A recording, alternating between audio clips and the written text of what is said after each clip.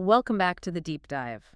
Sometimes you feel it, don't you? That moment when the political weather changes, when a leader maybe finds their footing. Exactly. And that's what we're digging into today. We're looking at that feeling specifically around Keir Starmer after the Labor conference. We've got analysis here from Sky News dated October 1st, 2025. Yeah, and the context is, well, it's pretty crucial. You've got a prime minister 15 months in who's been, let's say, battered about. Right. Polls not great, rumblings within the party. Definitely. So this conference speech, it wasn't just routine. It had to be a reset. That was the clear aim. And you felt that straight away. I mean, Starmer himself asked how he felt right after. He just said, good. Adding it was a speech I needed to give, which tells you a lot. It really does. And the analysis we're looking at suggests this was less about policy details and more about strategy, picking the fight. Picking the terms of engagement for the next election, setting up this clash of visions for Britain. So the core idea, it seems, was answering those critics within his own ranks. Absolutely. The big knock on him was always, well, where's the passion? Where's the clear direction? And this speech aimed right at that. How? What were the key elements? Two things, really. First, find a clear enemy, someone to define yourself against. And second, make the argument about values, not just competence. And that seems to have pulled the party together. They needed that narrative. Okay, let's get into that choice of enemy, because that seems central. He didn't really go after the usual suspects, did he? No, he deliberately kitted his vision of Britain against that of Nigel Farage. That was the frame. So the choice for voters becomes... Decency or division, renewal or decline. Stark terms. Very moral. It's a classic move, isn't it? If defining yourself is hard, define the other guy. Make them the issue. Precisely. And by picking Farage, he could immediately jump into what the analysis calls the societal wars. Moving away from, say, economic management or delivery stats. Exactly. Shifting the ground to emotion, to purpose. Areas where maybe they felt competence was harder to prove right now. And he used that anecdote, the story about the Chinese takeaway graffiti. Yes, savaging the racists involved. That was highlighted as showing emotion and intent. Trying to connect on a gut level, showing a side people hadn't seen much. That seems to be the goal. A rallying cry for the base, definitely. But it was calculated, too. How so? What was the specific policy he went after? Well, the sources point to his attack on reforms proposal. The one about deporting people. Ah, right. People with indefinite leave to remain if they don't meet new, tough income and language tests. That's the one. And Starmer, in the interview afterwards, he didn't hold back, called it a racist policy. Wow, okay. And warned it was a very dangerous place for us to go. Strong stuff. Very strong. Which brings us to the risk, doesn't it? Calling a policy racist when a chunk of the electorate might support it. That's playing with fire. Huge risk. And this is where the nuance, or the attempted nuance, comes in. The analysis says Starmer was keen to play the ball, not the man. Meaning, he went out of his way to say he didn't think Farage himself was racist. And crucially, he said he didn't think reform voters were racist either. Okay, how does that square, though? You're saying the policy is racist, but the people backing it aren't. That feels tricky. It's incredibly tricky. The line they're trying to walk is validating the concerns people have about borders, about change, frustration. So acknowledge the feeling. Right. Acknowledge the feeling, say, I hear you, but then condemn the solution being offered by Farage as morally wrong. Trying to peel off those voters by saying, your concerns are valid, but this policy is not the answer. That seems to be the strategy. Condemn the policy to push it out of bounds, but validate the voter to try and win them over.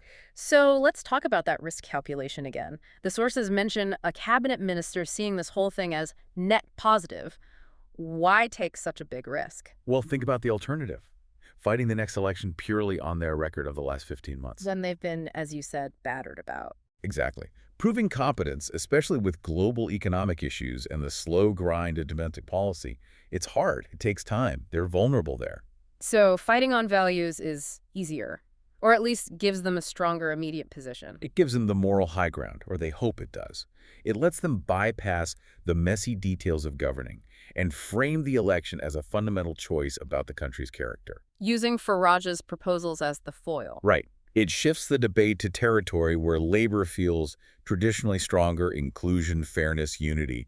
The gamble is that unifying the party and setting this ethical frame outweighs the risk of pushing some voters away. Okay, so the domestic strategy seems clear, if risky. But then international reality bites, doesn't it? Oh, massively. This is where that clear line drawn at the conference gets very blurry very quickly. The Trump problem. The Trump conundrum, exactly. The analysis points this out brilliantly. Starmer's quite happy calling Farage's policy racist. But when it came to Donald Trump's comments about Sadiq Khan, He got a bit stuck, as the report puts it. Trump's attack on the London mayor, suggesting he was trying to impose Sharia law. I mean, pretty out there. and Starmer's response, He called the claim nonsense, which, okay, fair enough. But when pushed repeatedly on whether the comment itself was racist, he wouldn't bite. absolutely refused. Yeah. His words were something like he was not going to start down the road of discussing whether things said by others are racist or not. Which is quite the contrast to how he spoke about Farage's policy just hours before. A jarring contrast. But you have to see it, I think, not just as hypocrisy, but as a reflection of the pressures of governing. International relations versus domestic positioning. So why the silence on Trump? If the big domestic message is about decency and fighting division. It comes down to that promise of renewal. Starmer's whole pitch rests on reviving the UK economically and in terms of global standing. You just can't do that in isolation. When you allies, specifically. You need the U.S. badly. Regardless of who is in the White House, there's a whole list of things. Like what? What's practically at stake? Well, cooperation on global issues, Ukraine being the big one, obviously. Trade, needing the U.S. to, go easy on tariffs, keep things flowing smoothly. Okay, standard diplomatic stuff. But the real kicker, the thing that probably explains the careful stepping around Trump, is that new tech partnership.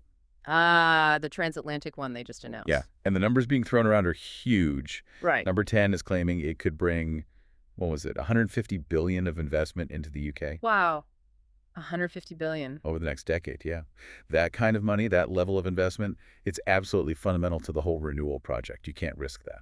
So calling out a potential or former U.S. president for racist remarks, even if they seem obvious, it jeopardizes that 150 billion. It absolutely could. It risks souring the relationship needed to actually land that investment, create those jobs, get that growth. So it's a straightforward, if maybe uncomfortable, calculation.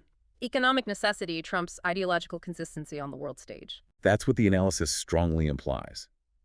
The Labour government seems to have decided that securing that economic future for Britain is, right now, more critical than maintaining a perfectly consistent moral stance internationally.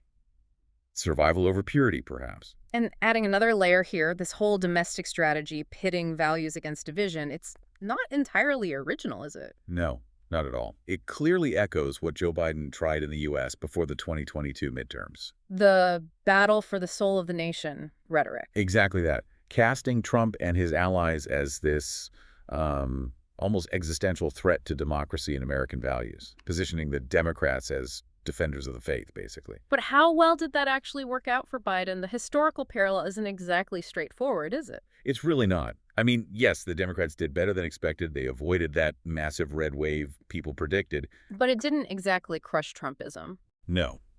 The analysis we're looking at noted that Biden wasn't the man to take on Trump effectively in that fight. The strategy didn't stop Trump's continued influence or fully energize Democrats enough to sort of end the argument. So if Starmer's borrowing the playbook, what's the risk for him? Is he learning from Biden's experience? Well, his team probably feels they're in a slightly stronger position now, maybe having unified their party more effectively than Biden managed at that point. But the core challenge is the same. I think so. The risk is always that you focus so much on the diagnosis. How we got into this mess, the divisions, the need for values. That you forget about the treatment, the actual delivery. Precisely. Starmer gave a powerful speech, diagnosing Britain's condition. But delivering the cure, the actual renewal, that's the really hard part, and it's only just starting. And the hurdles are immediate, right? It's not like he gets a long honeymoon after the conference. Not at all. There's a tough budget looming. Very tough, likely. Yeah. That'll test party unity and economic plans straight away. And then there are elections next year. Huge ones. Next May, local elections in England, Scotland, and Wales. The analysis calls this a potential massive moment of change. Why so significant? Because it's really the last big test before a general election. If Labor stumbles or if the reform makes serious inroads, well, that values narrative takes a hit. Yeah. And all that internal grumbling Starmer just quieted, it could come roaring back. The road ahead is very long. Okay, so let's try and wrap this up. Our mission was to understand Starmer's pivot. We've seen he found his enemy, Farage, and his narrative values. That seems to have worked, at least short term, to shore up his leadership. Yes, domestically he found a path. Hmm. But then we hit that wall of international reality with the Trump situation. It showed the maybe unavoidable compromises when economic needs clash with moral stands. That 150 billion tech investment looming large. Very large. It dictates a certain pragmatism, perhaps a necessary silence, on issues he'd happily condemn at home. Which leaves you, the listener, with a pretty stark question, doesn't it? Starmer's found his voice domestically by championing values. But that reliance on U.S. cooperation for economic renewal seems to force a different posture abroad. So, does focusing purely on domestic values inevitably create these international vulnerabilities? What kind of leadership ends up being more sustainable in the long run? Is it the principled stand, or is it the pragmatic silence needed for economic survival? Something to think about as we watch this all unfold. Thanks for diving deep with us.